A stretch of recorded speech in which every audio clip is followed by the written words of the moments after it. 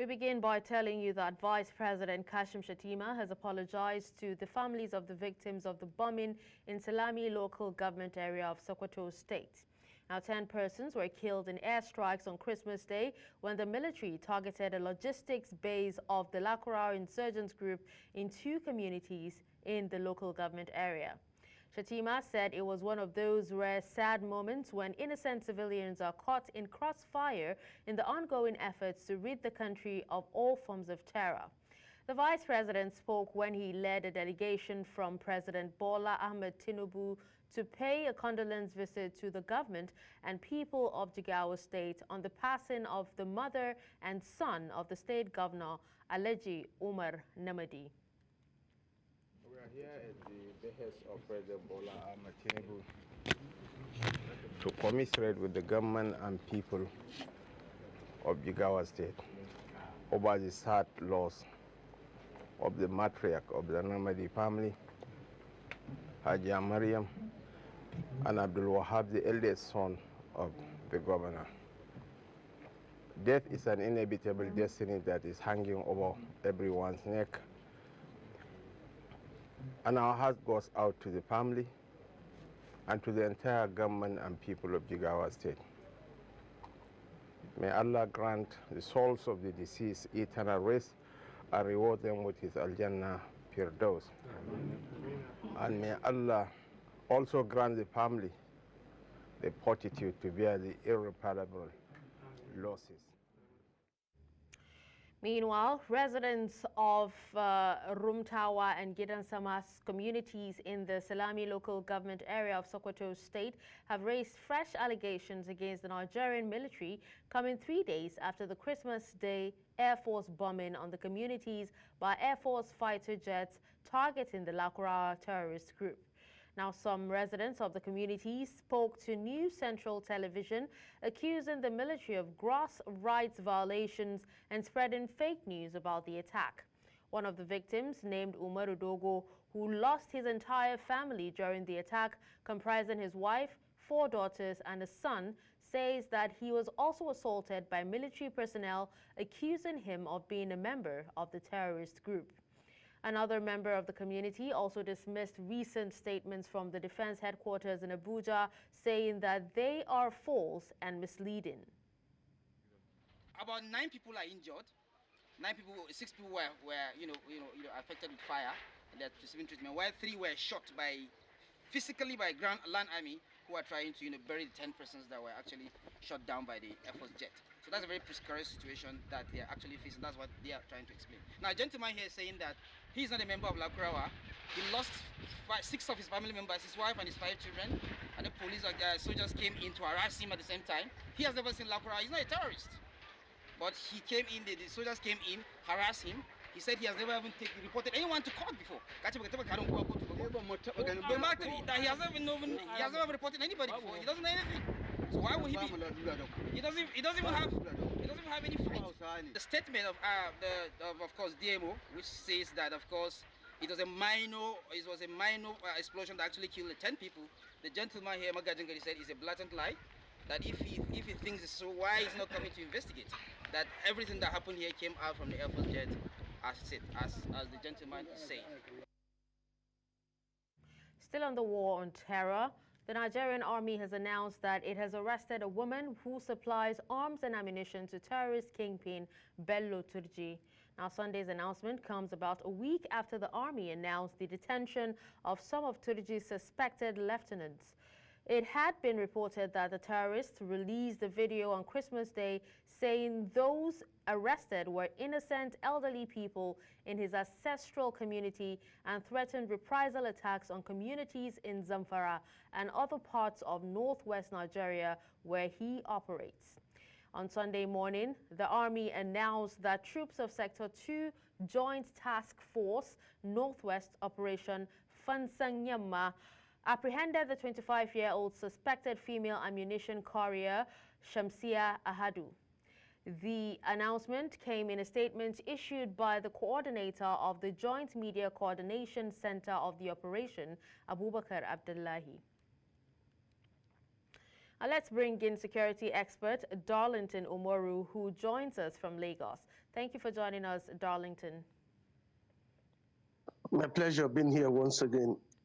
All right, now we understand that Ms. Ahadu was arrested on the 28th of December alongside her accomplice, that's a motorcyclist, Ahmed Husseini, in the Badarawa area of Shinkaifi local government area. Now, that probably highlights how deeply entrenched the terrorists are. How much success is this arrest? Well, one of the basic problems we have before we go to the success is the proliferation of small arms and light weapons. Infiltration of small arms and light weapons is the basic challenge we are facing at the theater of the whole of all this. One major thing the military needs to do, aside from making arrests, is to cut supply. If they are able to cut the supply of these firearms, these small arms and light weapons, to the enemy's camp, and then the war is 50% won. Without these small arms and light weapons, it will be difficult for any of these terrorists or any other bandits to want to indulge in what they are doing at the moment. And so one of the things the military is currently targeting is on how to cut supply, whether infiltration into the country through our porous borders or within the system where the black marketeers have their ways of sending this equipment to these terrorists with which they commit the havocs they carry out. And so it's a huge one. If the military can do this consistently, and then two things we need to cut off from the terrorists are one, this equipment, firearms and ammunition, and then fuel supply. If we are able to cut off all of this, of course you are aware how much the administration of Bola Tinubu and the customs are doing that set up the Operation Whirlwind that is stopping and cutting short movement of petroleum products into the forest and across our borders. And so these people majorly get their supplies of petroleum products from those ones that are moved into the forest. They get as much as they want, and the movement is made very easy for them by the time they access petrol. And then the equipment, they need these two products. They need the equipment to be able to attack the military or carry out whatever they need to do in town. And so these are the basic major areas which the military needs to record more successes from as much as they fight this war. Okay. Now, the lady in question was found in possession of 764 rounds of 7.62 millimeters special ammunition and also 6 magazines meant to be delivered to Turji's camp. Now, you talked about ammunitions. Yes, live ammunitions. Yes, you actually have been involved in combating weapons getting into the wrong hands, and this is the reason why you talked about, making sure that, there's an end to, proliferation of small arms and all that. Now, this is actually such a huge cache, do you see us getting closer to the end of this conflict? Because you also talked about, how we need to cut off this proliferation once and for all. Yes, it's a global phenomenon. What we're expressing in Nigeria is not limited to Nigeria as a nation. It cuts across the world. Terrorism is now a phenomenon, and some international bodies and international terrorist bodies are involved in most of this terrorism going on in some of these countries. Of course, in Nigeria, for instance, the link between ISWAP and ISIS and all of that. And so what basically the world needs to do, which has given both the UN, EU, and ECOWAS major concern, is on how to cut short the proliferation of small arms and light weapons, movement of these small arms and light weapons, whether through the black market and all of that into countries where terrorists majorly needs them. As much as that aspect is fought and is contained, then there will be it will become so minimal. It will bring to minimal the activities of these terrorists, in Nigeria and some other parts of the world. Again, you want to ask yourself, these terrorists, these moves, those of them who bear these arms, are they able to, on their own, access these small arms and light weapons? The answer is apparently no. So there's a supply chain. Where is this supply chain coming from? And then you want to look at, for instance, the tracing system that allows you to trace where a firearm originated from, where it was manufactured, when it left the factory, and who got it. But most of these firearms we're seeing are not all the time coming from factories abroad. Many of them come from within. Talking about the blacksmiths, the local production we have at border towns and some other towns in most countries where you have terrorism, playing out quite well. For instance, in Nigeria, we have seen situations where we even found it most difficult differentiating between the locally manufactured firearms and those who were brought in from abroad. Talking about the licensed ones from countries, factories abroad. And so what do we do? The Center for the Control of Small Arms and Light Weapons that recently, honored me with an award, is trying to see how much they could do in terms of even working on the locally made small arms and light weapons. And so here is where we have the biggest challenge, because these ones, they don't. You cannot really trace where they are manufactured, even when they are arrested, or who got them and where they leaked out from. Okay, of course, you know that this. Now, go ahead, please. In addition, now the Army did say that her arrest followed an intelligence report, regarding the movement of the terrorists' logistics, along the road from Kwara to Badarawa communities, all in Shinkafi, Zamfara State. And talking about intelligence, it should actually mean that intelligence gathering is still the way to go, right? Even though some people have actually lost hope following, the airstrikes, from the Army and, the Air Force. But then, do you think that when it comes to intelligence gathering, in this particular case, is it still the way out? Or do you think they're ahead of the game, or, they're just playing catch up? There are two things you have said in one: intelligence gathering and the use of certain persons to gather intelligence. And then you also need moves, those you call that will come in different shapes, that will supply intelligence in terms of the movements of small arms and light weapons. Intelligence, without intelligence, there's no way you can gain success in the war against terrorism. Intelligence in itself is broad. If you want to look at it, you break it first into two parts. You want to look at the artificial intelligence and the human intelligence, which must come together to meet at each point for you to get maximum report. And then when you talk about intelligence now, you are also, what you just referred to is lead, where some persons know about the movement of equipment, and then they report same to the military, and then they are followed up until a point where the arrest is made. If you look at the arrest of that lady, for instance, a roadblock was quickly mounted to block the area where she was moving from, so that she'll be able to they'll be able to track her down. And so apparently, what the military may not have told you is that that lady may have been followed up until where she was arrested. And so you need more of intelligence, but they must come right. But in between having intelligence, beyond following that woman, intelligence sometimes it has to do with also the movement of these same terrorists.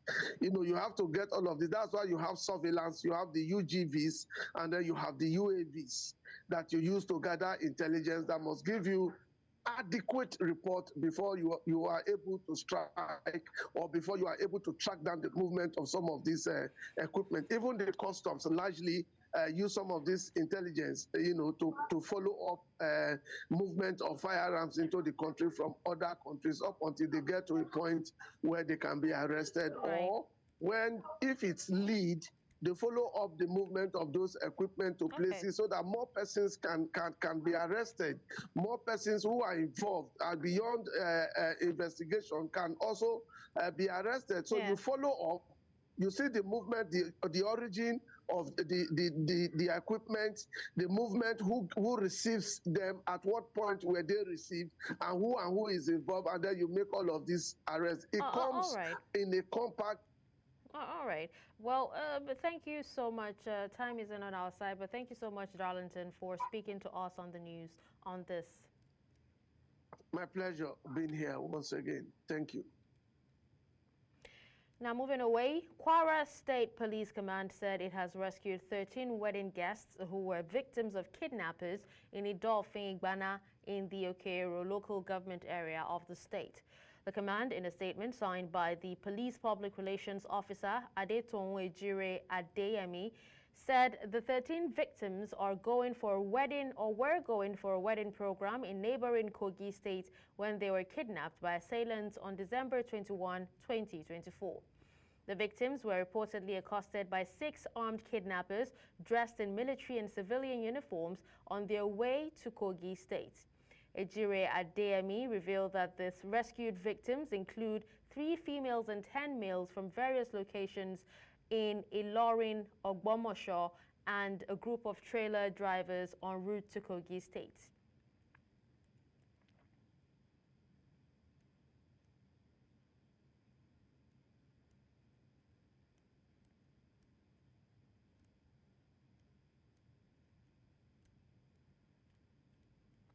It's time for a break, and when we return, former Rivers governor under fire for remarks at Christmas party. Stay with us.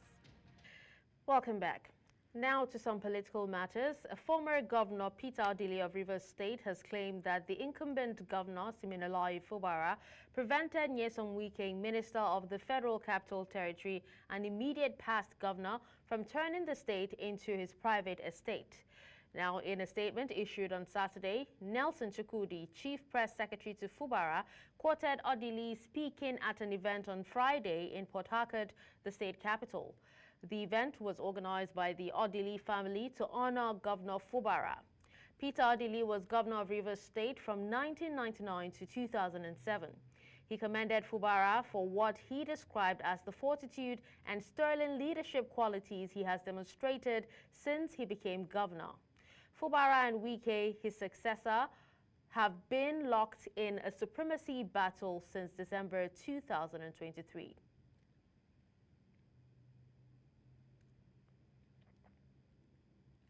Meanwhile, the Senior Special Assistant on Public Communications and New Media to Minister of Federal Capital Territory, Nyesom Wike, has described as disappointing comments made against his principal by a former governor of Rivers State, Peter Odili. Lere Olayinka said the former governor had reduced himself to the level of partisanship rather than statesmanship. He described Odili's comment as disappointing, stating that the former governor, who is expected to act as an elder statesman, has reduced himself to a ridiculous level. Olayinka said in the coming days, Odili would get a deserved response from the FCT minister.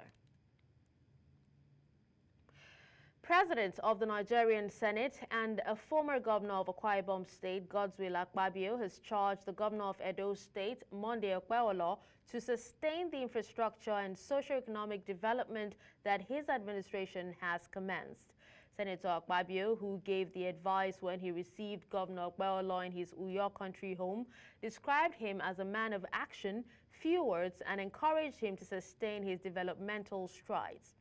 Addressing journalists after the meeting, Senator Akpabio described the victory of Governor Okpewolo in the September 21 governorship election as a divine rescue for Edo people.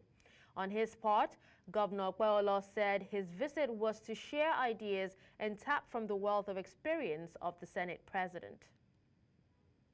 I want to once again congratulate you on your victory and assure you of continuous support and prayers for you to lead your people to the El Dorado, and to assure Edo people that their votes were not misplaced. A man of very few words, but full of action. A determined fellow who has the heart of the common man. He has the common man right embedded in his heart. He's not boastful. He's not loquacious. But you will see more action in the man called Okwewolo. I've come for uncommon impartation. If you see the development strive in Akwa Ibom, I've come to learn from him. I'm here just to get advice from him. 2024 is ending, and we are beginning 2025. By the grace of God, my coming here is to get that impartation for 2025. Amen. So I've come, and he has advised me. The Chief of Staff to President Bola Tinubu has downplayed the possibility of running for governorship in Lagos State. Femi Gbajabiamila said he had little time to think about becoming Lagos State Governor because he is currently occupied with his duties as Chief of Staff to the President. His comments come as a direct and personal rebuttal after months of speculation over his ambition to occupy Lagos State House in a race that has strongly drawn in both the current Speaker of the State House of Assembly, Mudashiru Obasa, and Sheyi Tinubu, the son of President Bola Tinubu, as interested contenders. Elections are not due until 2027, when incumbent Governor Babajide Sanwo-Olu would have served out 2 straight terms in keeping with the limits set by the Constitution.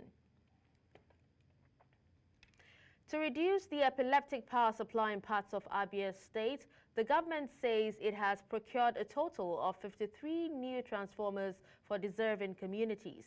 Now, various communities have problems of constant power outage due to the conditions of their transformers. News Central's Chingwe Ugele reports. Reports and complaints of vandalism of transformers in different places within Abia State, leading to unstable power supply to the affected communities. Also, some of the transformers are outdated and old, and so need outright replacement for the people to enjoy power supply when it is available. So some are 40 transformers, some are transformers that needs to be upgraded. So EEDC have intervened in some, also the same with Aba Power for the people in the Aba Ring Fence area. So the ones that are not attended to, part of them, some of them are also part of this program. This challenge affects households and businesses in several communities, such as Nkata Ibeku in Umuahia North Local Government Area. Na Nkata ebe anyị bi, anyị na-enwe ayala enwe ọkụ, transformer anyị na-enye nsogbu mgbe every time o bulo yela. Ayala enwe ọkụ, ọkụ a na-adịghị steady.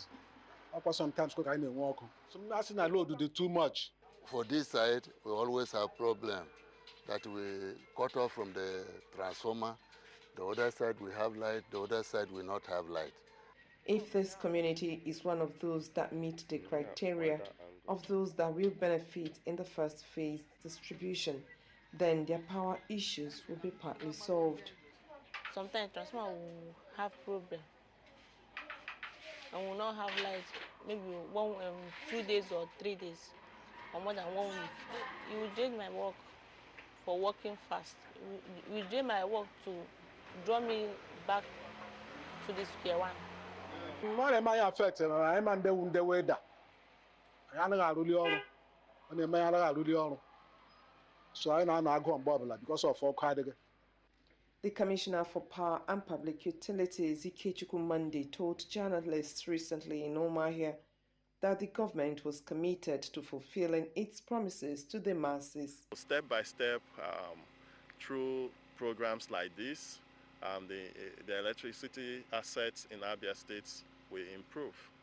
Communities are hopeful that the government will consider their areas during the distribution. The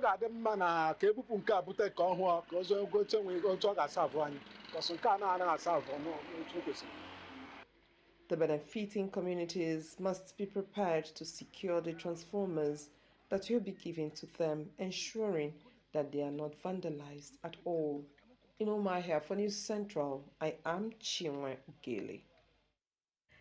Amidst the ongoing land ownership dispute between the Ubulokiti community and the Ogwashuku Kingdom, both located in the Anyocha South local government area of Delta State, the state government has issued a stern warning to both sides. It cautioned them against actions that could disrupt the peace in their respective areas.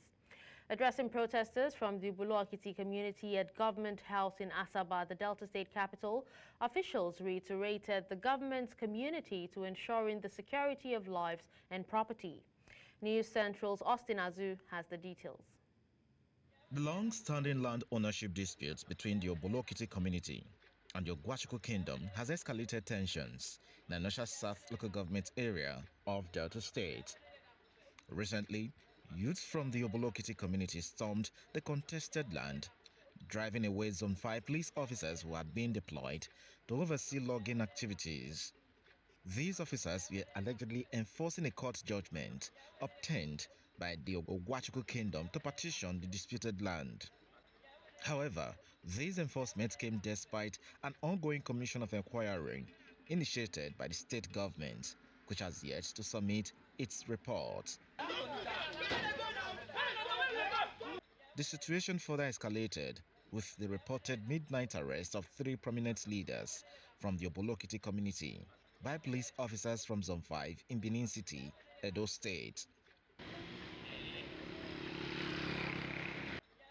The Ubulokiti community has expressed deep concern over the prolonged detention of their leaders and other unresolved issues.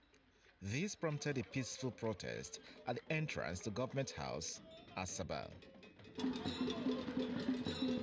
Protesters carried placards conveying their grievances and demands to the state government.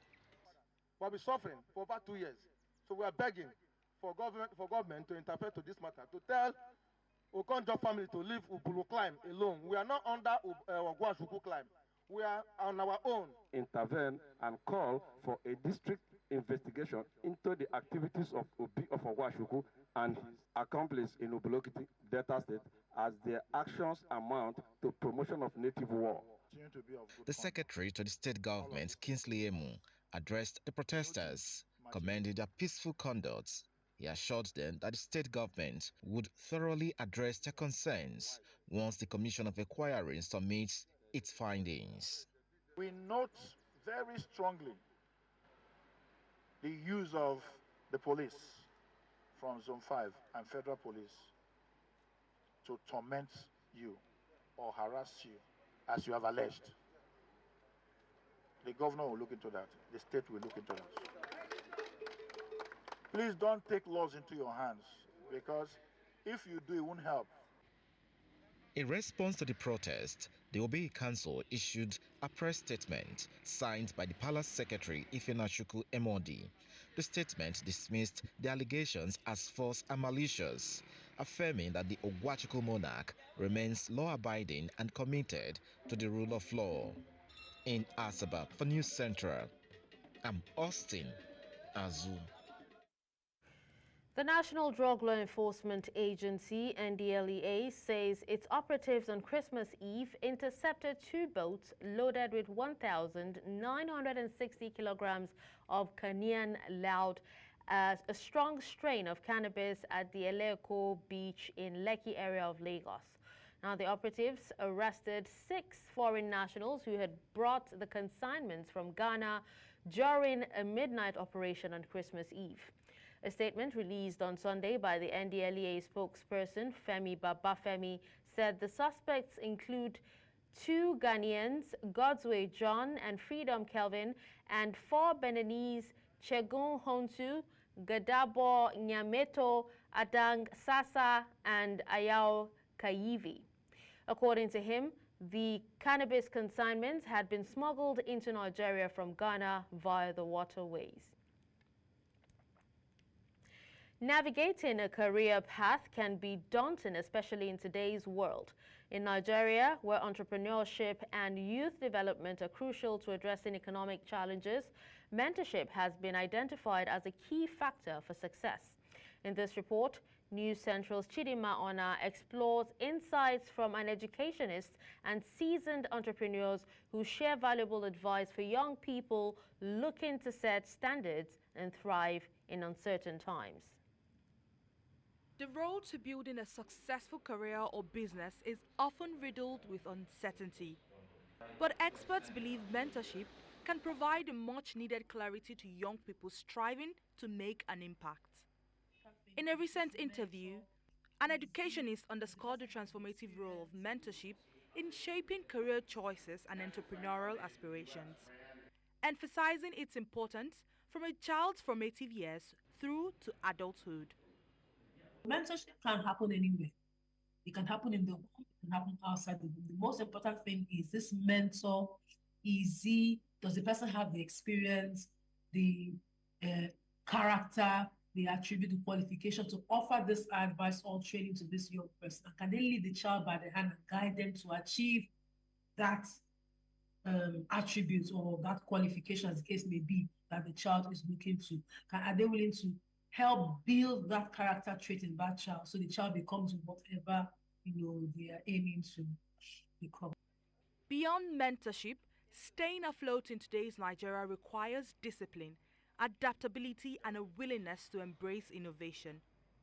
Entrepreneurs also share their perspectives on building resilience in the face of adversity. It's not been easy. It has not been easy. So I would say God and my persistence too. Like I'm always trying to reinvent my business, trying to catch up with the current market trends, just having that right mindset that I can try out new things, and when I fail, I have people who love me to fall back to. One should try as much as possible not to be pressured with the world of the social media, because you can say that you have people that just became rich overnight and everybody's just trying to figure out they can be like those people too. So don't be pressured. No pressure. Just take your time, be calm, take your time, and you know that it's just a function of being consistent and being persistent to get to where you want to get to. Career clarity might not come overnight, but with the right mentorship and a commitment to excellence, young people and entrepreneurs can navigate the uncertainties of today's world. In Lagos, reporting for News Central, I am Chidima Ona.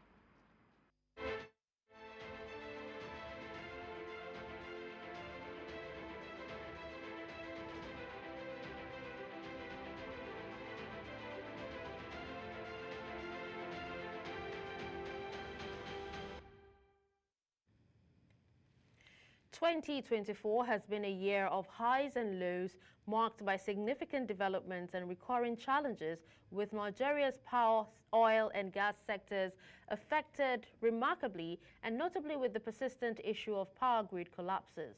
This year alone, the country's power grid suffered multiple failures, leaving millions without electricity for extended periods.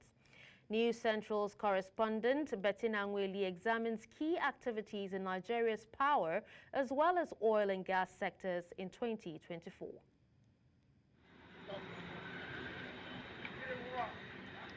The power sector has faced another turbulent year, with persistent grid collapses remaining a major concern.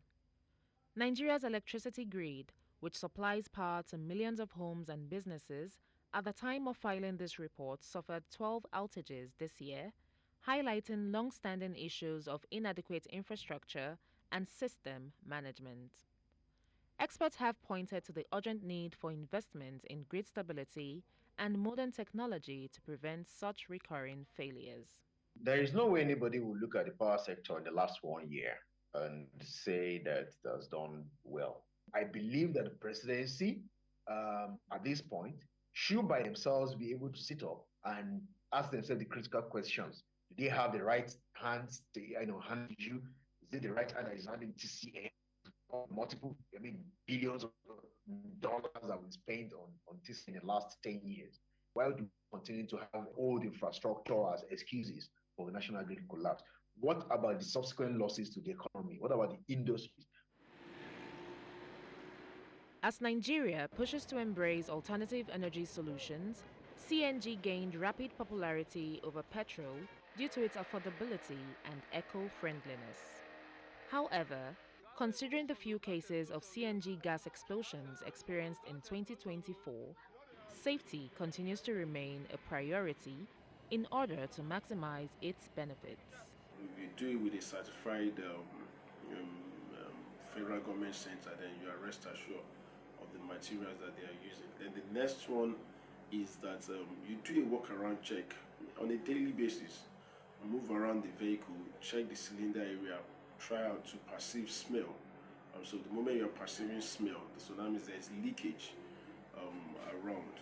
Then when you are feeling the gas, it's not advisable to stay inside the vehicle while you are feeling the gas. Then finally, avoid impact as much as possible. In the oil and gas sector, 2024 saw a mix of old challenges and new beginnings. The nation's crude oil production remained under pressure due to theft and pipeline vandalism, and the non-availability of fuel supply led to long queues and mass frustration. Perhaps the most significant highlight of the year was the commissioning of new refineries, including the much-anticipated Dangote refinery in Lagos, which has the capacity to refine up to 650,000 barrels of crude oil daily, positioning Nigeria to significantly reduce its dependency on imported petroleum products. Dangote refinery commenced operation this year. There is also the rehabilitation of Port Harcourt refinery, and this just shows Nigeria's resilience and our commitment to leveraging the use of natural resource for economic development. Another big one is the fact that after years of underperformance, we actually met the quota that was set by OPEC for the first time in many years. Additionally, modular refineries across the Niger Delta region have started to make an impact, providing a decentralized approach to oil refining and supporting local economies. These developments signal a gradual shift towards self-sufficiency in fuel production, a long-standing goal for Africa's largest oil producer. Experts are optimistic that these refineries will not only improve fuel availability, but also create jobs and strengthen the naira through reduced foreign exchange demand for imports. Harcourt refinery have helped create job opportunities. They have helped reduce reliance on petroleum, on imported petroleum products, and even reduction in price of PMS. But the truth is there's actually one significant challenge. For instance, Dangote refinery is reliant on imported crude oil, right?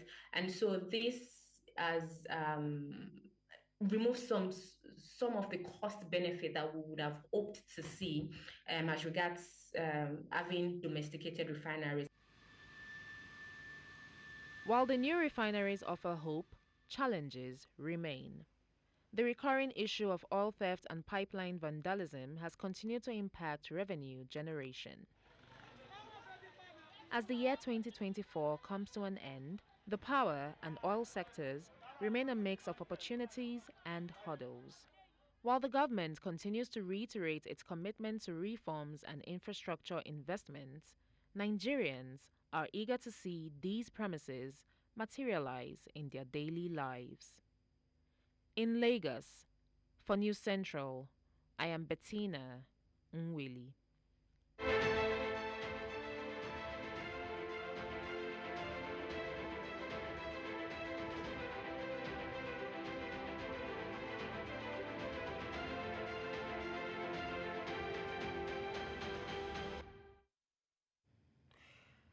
Coming up after the break, airstrikes by the Sudanese army has led to the killing of civilians south of Khartoum. We'll have details shortly. Join us again. Now, outside Nigeria, at least 7 civilians were killed and several others wounded in Sudanese army airstrikes south of Khartoum. These strikes hit residential areas in the southern belt of the capital, including the neighborhoods of Mayo Al-Ingaz, Al-Azari, Al-Salama, and Kabashi. Now, since the conflict erupted in April 2023, the Army and the Rapid Support Forces have been engaged in heavy fighting. A statement by activists said that the victims included a man, a woman, and a child, adding that Bashar Hospital had received 2 bodies and was treating 7 wounded people. Another man died in the Al-Kababish area. The army has intensified airstrikes against RSF positions in Khartoum and other parts of Sudan in recent weeks, drawing criticism from human rights groups and political factions over civilian casualties.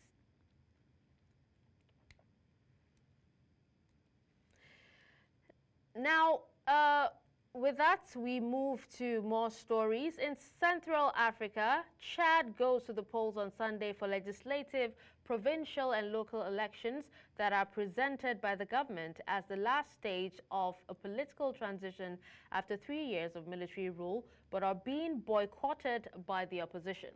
The boycott leaves the field open to candidates aligned with Marshal Mahamat Idris Itno, who was brought to power by the military in 2021 and then legitimized in a presidential election last May that opposition candidates denounced as fraudulent.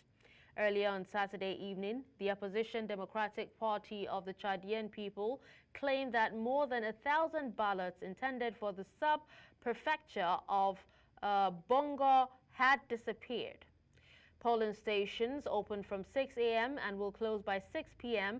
to welcome the approximately 8 million registered voters watched by 100 foreign observers and representatives of different political parties.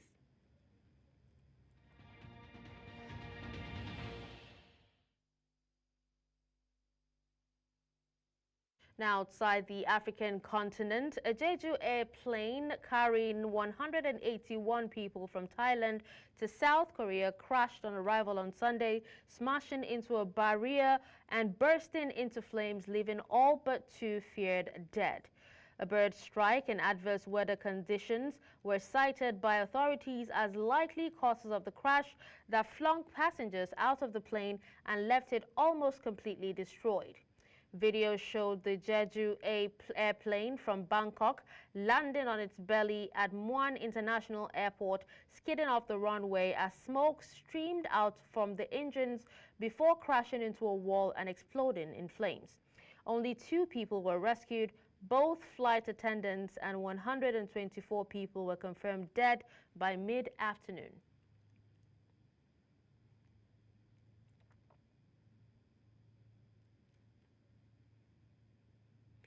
In yet another air disaster, an Air Canada plane on Sunday veered off the runway of Halifax Stanfield International Airport with a broken landing gear. Reports said that the aircraft skidded down the runway and caught fire after touching down with broken landing gear. The aircraft, operating as Flight AC-2259 and run by PAL Airlines, was set to be arriving from St. John's when it experienced a significant malfunction during landing. The incident reportedly occurred when the aircraft's landing gear malfunctioned and caused the wing to scrape the runway, causing a fire. Although there are no fatalities recorded, this marks the 3rd aviation incident in one day.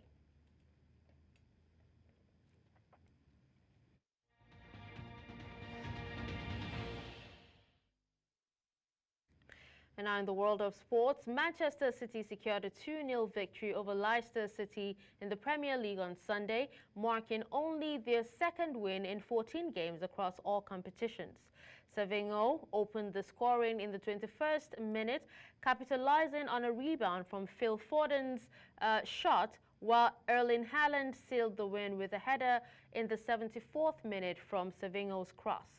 Both teams had early chances, with Haaland missing an opportunity and Leicester's Jamie Vardy being denied by Stefan Ortega.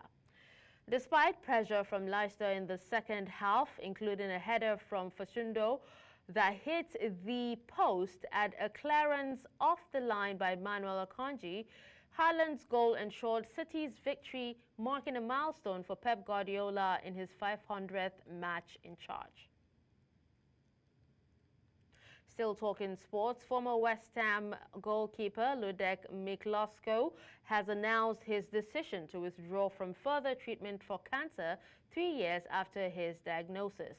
Miklosko helped West Ham receive promotion in 1991 and 1993 and appeared in both FA Cup and League Cup semi-finals for the Irons. After surgery to remove a lump in his hip and the discovery of new tumors, Miklosko decided against chemotherapy following discussions with his doctor. He is currently the sporting director at Banik Ostrava in his homeland, the club where he began his career and made more than 200 appearances before joining West Ham in 1990.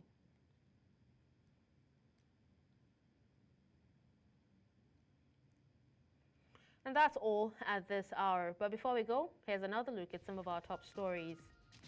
We told you that Vice President Shettima has visited families of Sokoto military airstrikes victims and apologized. We also told you that 13 abducted wedding guests have been rescued in Kwara State. Finally, you heard that civilians have been killed in airstrikes by the Sudanese Army south of Khartoum. You can watch News Central live on DSTV channel 422, Star Times channel 274, Avo TV and YouTube. Many thanks for watching. I'm Darshan Usman.